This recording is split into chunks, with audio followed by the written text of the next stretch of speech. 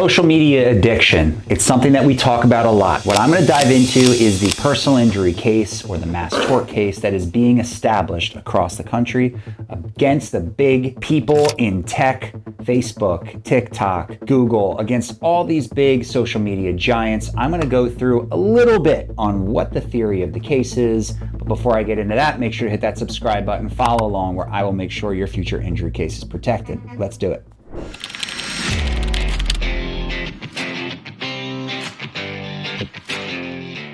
All right, so social media addiction. The high-level theory of this case is that the Facebooks of the world, the Googles of the world, the YouTubes of the world, the Instagrams of the world, the TikToks, that their algorithm is designed to get people addicted, to push ads to them to generate ad revenue. That in the highest level is the case. Let's get youth and adults, specifically youth, minors, addicted to this platform so that we can serve them more ads. That's the theory.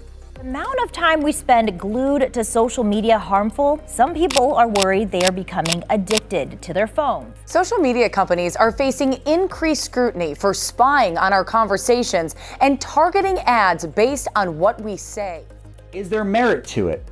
If there is a lawsuit filed and someone feels that they have a claim because of quantifiable damages. There are people that are really struggling with these levels of addiction, just like addiction to drugs and alcohol with social media, where they're having a lot of struggles with their interpersonal skills, with attachment, with anxiety. These are real damages that people are claiming are directly resulting from addiction to these platforms. The question becomes, what are these cases worth? I don't know the answer to that. I think it's going to be an interesting litigation to see how it shakes out. I think it's going to be a very difficult case because there is so much in these terms and conditions, and people do sort of assume the risk by signing up for platforms like this. So whether we will be successful or not, I don't have a good answer for you today. I think there's a possibility it could be worth nothing. I think there's a possibility there could be some value in these cases. But the beautiful thing about working with personal injury lawyers is they work for free unless you get paid. So it's always worth talking to somebody.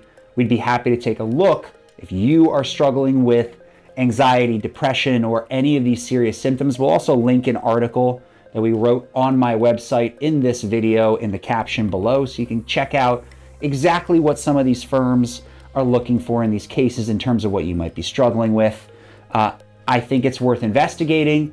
I personally, in my firm, we use social media for our business a lot. I don't necessarily want to damage that piece of my business, but also people deserve justice. So we are definitely looking into these situations.